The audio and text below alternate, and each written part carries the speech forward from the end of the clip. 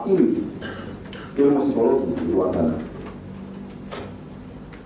Nah, si profesional itu kena kewajiban akademik setelah bukti itu mengindahkan nilai dan norma akademik termasuk kejujuran akademik.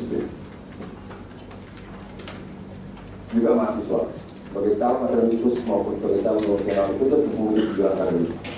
Makanya Anda juga nggak boleh nyontek, nggak boleh plagiat, nggak boleh free rider, nggak boleh ini, nggak boleh itu juga dalam konteks ini. Anda sekarang jadi bagian dari masalah akademik. Anda adalah sivitas akademika, dosen dan mahasiswa sivitas akademika, warga masyarakat akademik, warga komunitas akademik. Anda kena peraturan akademik, Anda kena etika akademik. Anda wajib menaati menjalani itu semua. Anda memilih, entah disuruh orang tua atau Anda sendiri, Anda sudah harus bertanggung jawab atas pilihan Anda masuk ke fakultas psikologi. Anda terkena semua aturan itu. Kejujuran akademik adalah kekuatan karakter yang perlu Anda miliki untuk menjaga integritas Anda, menampilkan diri secara otentik dan menjalankan tugas-tugas belajar selama Anda belajar di sini. Jadi jangan pakai alasan saya nggak mau jadi dosen, nggak mau jadi ilmuwan, ngapain saya pakai ikut-ikut etika akademik atau kejujuran akademik. Nah, dan ketika orang memutuskan mengambil peran dalam masyarakat, ini saya sudah bahas tadi. Nah, ada penelitian menarik tentang kejujuran itu di makalah saya ada. Kalau yang dibagikan sekarang data pustaka luput, tapi kalau usia dahulu tidak ada itunya. Judul penulis penerbit tulisannya dari Green and Paxton tahun 2009. Mereka mencoba meneliti tentang kejujuran dengan men-scan, memeriksa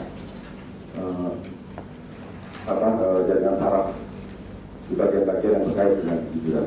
Ada dua teori sebenarnya umum dipakai untuk menjelaskan kejujuran.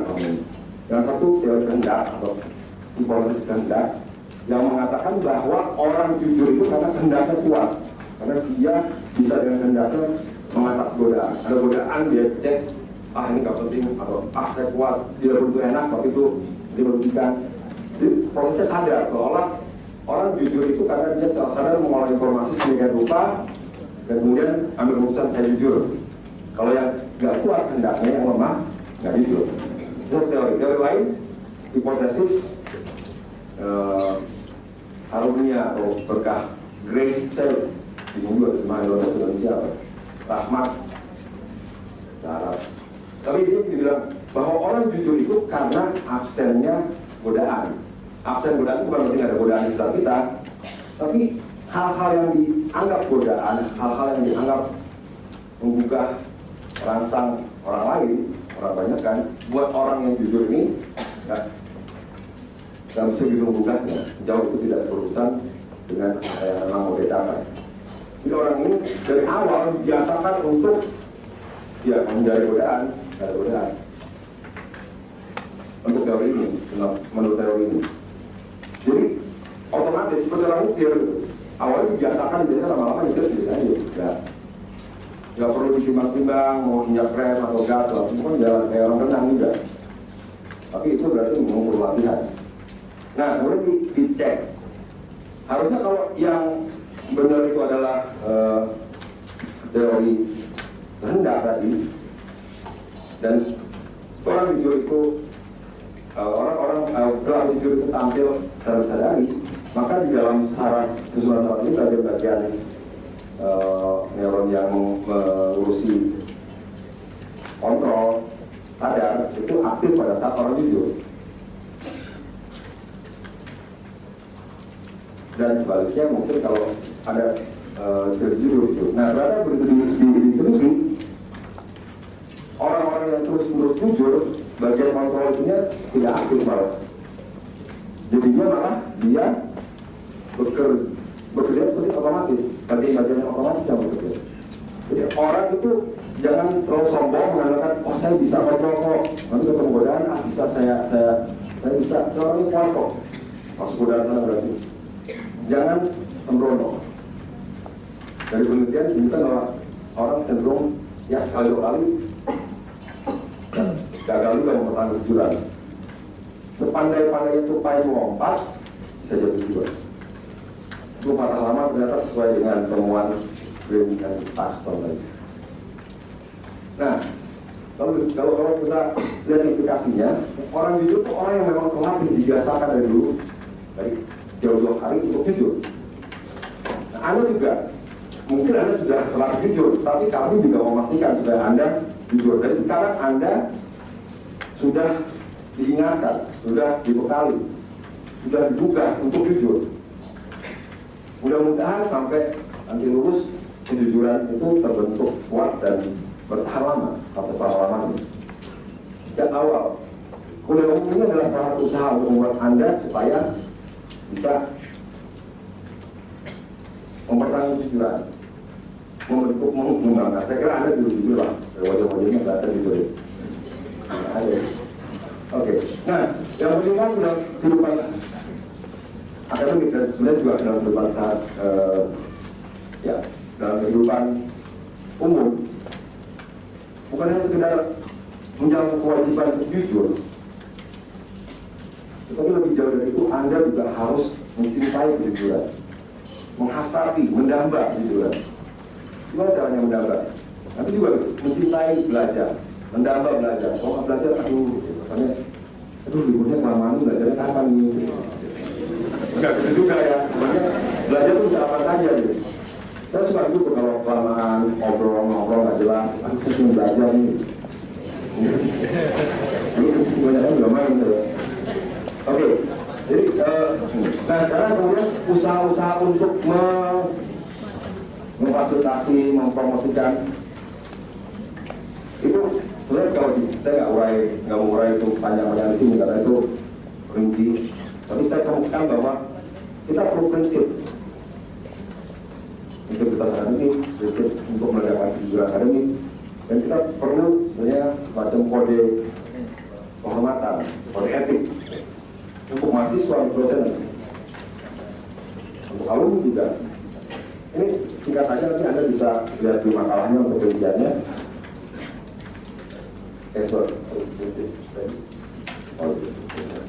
Sebelum prinsip integritas akademik, ini saya ambil dari Nikkei, tulisannya MCCB gitu. Nikkei. Dia salah satu pelopor di bidang kajian integritas akademik. Yang pertama, prinsip yang penting untuk meningkatkan atau membentuk integritas akademik, mengafirmasi dulu pentingnya integritas akademik. Kenapa integritas akademik penting? Kenapa kejujuran akademik penting? Ya tadi, makanya saya mulai dengan pertanyaan mengapa, apa dan sebagainya. Supaya Anda tahu dan kemudian oke, diterima ini. Kalau tidak diterima susah. Kalau orang bilang apa muncul ke kejujuran akademik, nggak penting kejujuranmu diapain juga susah. Itu penting.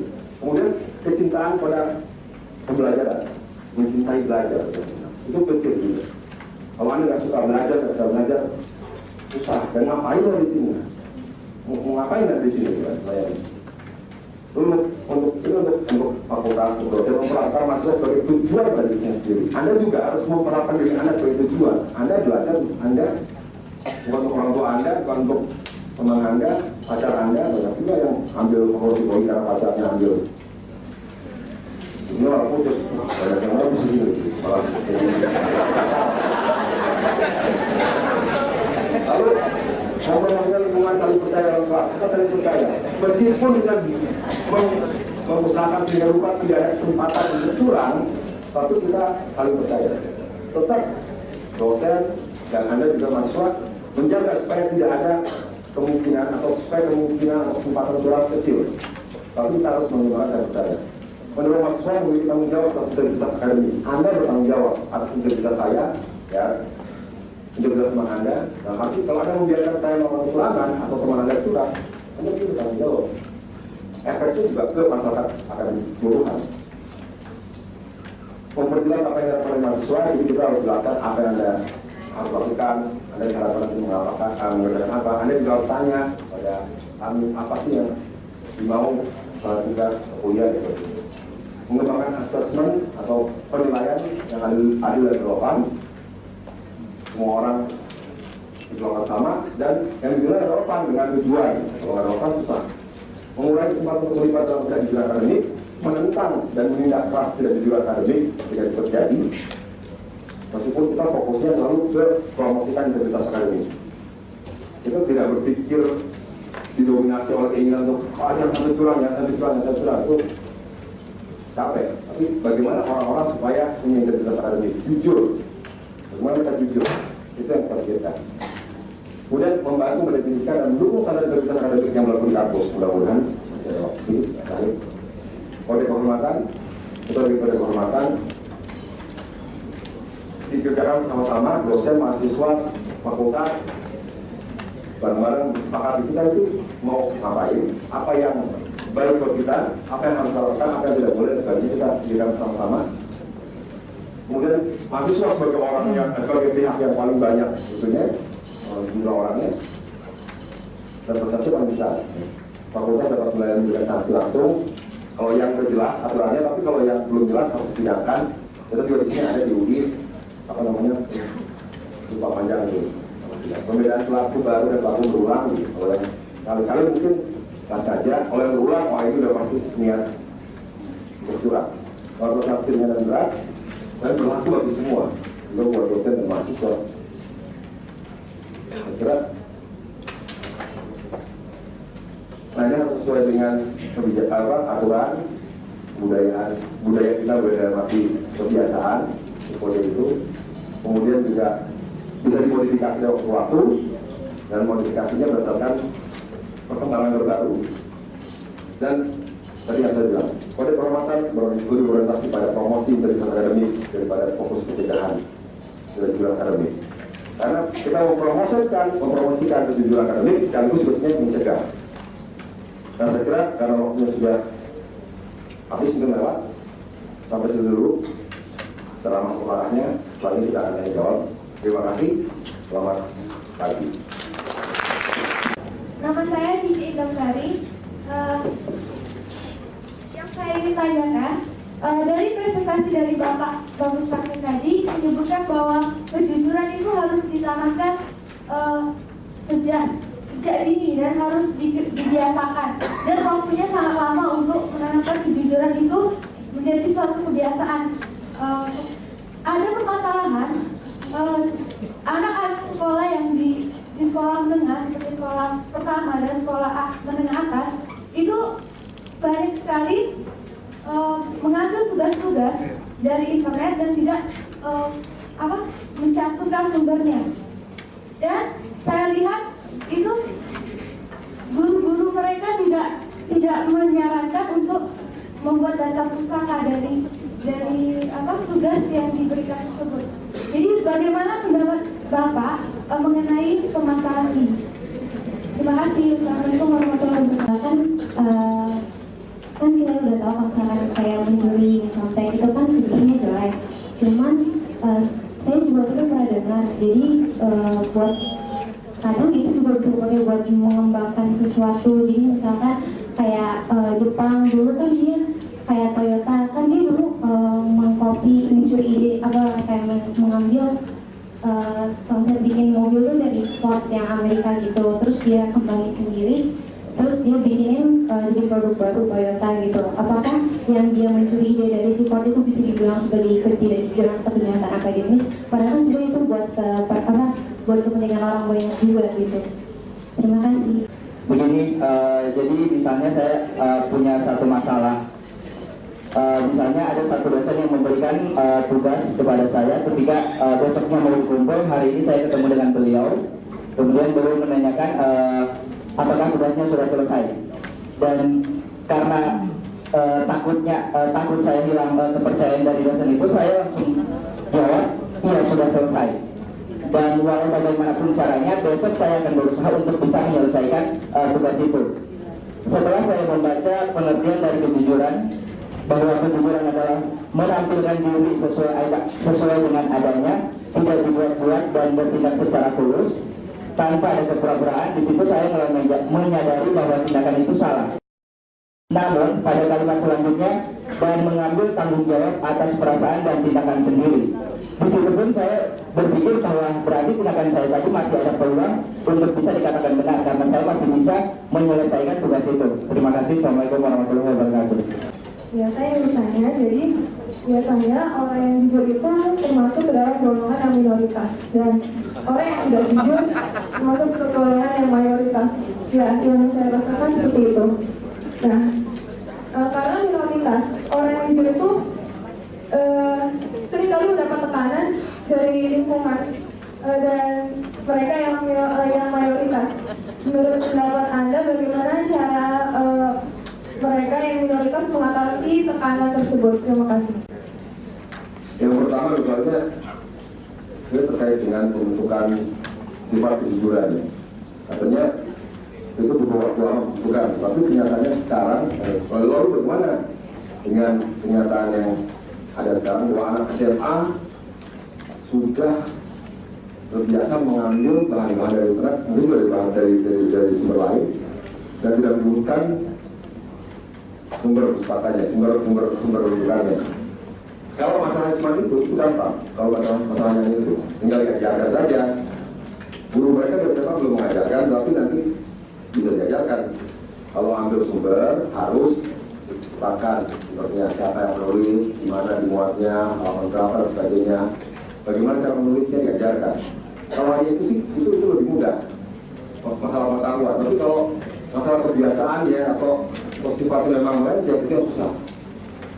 Tapi kalau saya optimisnya begini, kalau sebagai sifat tidak jujur itu kayaknya belum separah itu untuk orang Indonesia. Manusia itu, kalau saya optimis, lebih mudah diajak jujur ketimbang tidak jujur. Meskipun tadi katanya yang jujur itu minoritas ya, tapi itu juga bisa dicek. Nah kalau persoalannya memang persoalan kebiasaan, soal sifat itu susah, memang harus ekstra. Masuk ke perguruan tinggi ya, pihak perguruan tinggi pengelolanya harus ekstra juga memberikan perhatian pada persoalan ini. Dan memang kita juga sudah menyadari bahwa sudah dibiasakan dari SMP SMA untuk ngambil dari internet tanpa menyebutkan sumbernya dan pada data pustaka itu persoalan. Mudah-mudahan itu cuma kebiasaan yang dasar oleh pengetahuan, nggak tahu harus disebutkan sumbernya. Kalau semua itu nanti kita kasih tahu bisa berubah, mudah-mudahan begitu ya. Tapi kalau lebih ya itu memang harus ada penanganan khusus. Kemudian soal curi-mencuri ide di dunia industri, seperti saya singgung tadi Apple dan Windows misalnya juga ribut soal penjualan ide. Sekarang Samsung dan Macintosh juga Apple. Lalu Anda dari Toyota mengambil dari Ford, Jepang dulu punya kebijakan menerjemahkan semua karya tapi Jepang tapi hanya bisa diedarkan di dalam Jepang sendiri. Itu persoalannya politis sebenarnya, politis dan ekonomi. Persoalan politik dalam arti ya itu kebijakan politik untuk kecerdasan rakyat Jepang. Itu kebijakan bisnisnya si Toyota, tapi bukan urusan akademik. Dalam arti gini, kalau kita ditanya secara akademik mencuri ide itu salah atau benar, jawabannya salah. Mencuri itu kalau orang yang memiliki ide itu tidak mengizinkan kan? Kalau di dunia akademik nggak boleh pelit-pelit gitu. Kalau Anda punya ide, terus idenya kita lagi bersama, sejauh Anda juga dimintakan apa Anda disebut namanya, itu nggak apa-apa. Kalau di bisnis harus bayar, apalah ya. Dan kadang-kadang juga di bisnis ada persoalan kejujuran lain, sabotase, mencegah lawan atau kompetitor untuk lebih maju dari kita. Tapi kalau di dalam dunia akademik, enggak. Dalam masyarakat akademik, semua orang mestinya saling mendukung meskipun tetap terjadi juga persaingan. Jadi sebenarnya mencuri ide, kalau dilihat dari tinjauan akademik itu tidak jujur, itu salah, tidak etis. Tapi pertanyaannya kenapa harus mencuri ide segitu susahnya kalau sebenarnya semua karya akademik terbuka untuk siapa diakses oleh siapapun dan kita bisa memanfaatkan itu. Jauh kita juga menghargai sumbernya, menghargai penulisnya. Kalau pertanyaan soal apakah itu soal kejujuran akademik, itu kejujurannya di luar akademik, tapi kalau dilihat di luar akademik itu salah. Kemudian pertanyaan dari Hobi, Mengapa orang yang sudah tahu jujur, sudah tahu bahwa jujur itu baik, tidak melakukan kejujuran, tidak jujur? Ini susah juga ya memang. Kalau pakai teori dari Green and Jackson tadi ya, orang itu lebih, orang-orang yang tahu jujur itu baik atau tidak melakukannya bisa karena ada hal-hal lain yang lebih menggoda, menggugah, mendorong dia, sehingga dia rela mengorbankan kejujuran. Kalau pakai temuan itu harusnya orang itu dari awal sudah terlatih untuk bisa menghadapi, mengatasi godaan. Sampai akhirnya godaan itu jadi sesuatu yang nggak penting, valensinya netral, bahkan negatif, jadi dijauhi. Nah, itu. Kalau teori yang satu lagi bilang itu kehendaknya orang harus dikuatkan. Apa ada pengaruh juga dengan tingkat kebutuhan orang itu? Teori kebutuhannya Maslow dan sebagainya itu ada pengaruhnya? Kalau ketidakjujuran dipengaruhi oleh kebutuhan itu ya. Tapi kalau kejujuran, mestinya orang jujur tidak dipengaruhi kebutuhan, tapi jujur. Kalau orang tidak jujur, bisa alasannya karena butuh uang, karena butuh penghargaan, karena butuh cinta kasih, karena butuh apa gitu. Tapi kalau jujur, mestinya kebutuhan itu. Ini ada seperti lompatan pada saat orang jujur, kebutuhan itu tidak mempengaruhi. Kalau jujur karena kebutuhan, sesuai kebutuhan, itu bukan jujur, itu namanya ya kesimpulan aja. Kemudian dari Denny yang mengatakan sudah selesai tugas saya, statusnya belum. Ya, ini di perdebatan yang panjang juga menarik, tapi pada intinya sebenarnya itu tidak mengatakan sebenarnya ya. Ada syarat yang dilanggar dulu. Bukan berarti kalau satu terpenuhi, misalnya saya tidak mengatakan sebenarnya, tapi tidak melakukan yang semestinya, tapi saya bisa nanggung loh. Saya bohong itu rasanya enak gitu. Saya nanggung merasa bohong. Atau saya bohong aja dulu, besok saya bisa bakal mengubah keadaan kok. Iya kalau memang bisa, kalau tidak ya kita nggak tahu kan besok itu apa yang terjadi. Jadi sebenarnya itu tetap salah, tidak jujur. Jadi, kenapa juga tidak bilang belum selesai? Takut kehilangan kepercayaan. Tapi kan mau menutup hidup Anda. Ya memang kalau menurut dosen tidak bisa dipercaya gara-gara belum selesai tugas, ya itu apa adanya. Atau Anda bisa bilang sekarang belum selesai, tapi besok saya pastikan selesai, saya usahakan selesai. Nah, bisa orang jujur itu minoritas dan sering mendapat tekanan dari mayoritas. Ya, bagaimana pendapat saya? Memang jadi soal juga sih. Itu jujur minoritas itu juga mesti dipersoalkan. Benarkah orang jujur minoritas? Sudah pernah ada riset menunjukkan apakah kebanyakan orang jujur atau tidak jujur? Itu perlu kita cek ya. Tapi kalau memang Anda merasa itu masyarakat, misalnya kelompok tertentu di komunitas Anda ada seperti itu, ya mestinya memang harus ada yang mau memperjuangkan kejujuran untuk bertahan. Dan memang, nah kejujuran ini di bawah payung courage, keberanian. Memang untuk jujur harus berani. Tanpa keberanian juga tidak ada kejujuran.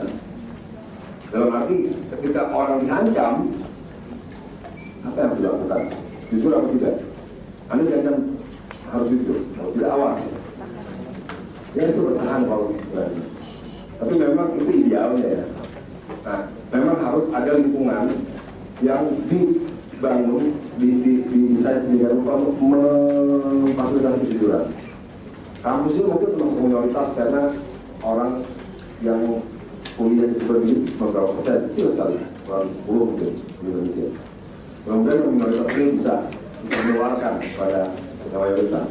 Di kampus ini harus didesain lingkungannya supaya memfasilitasi dan mempromosikan kejujuran akademik. Mudah-mudahan tidak ada tekanan mayoritas terhadap kita. Kalau ada tekanan kita bisa menghadapinya. Sebenarnya itu dulu. Terima kasih. Terima kasih buat kelima penanya.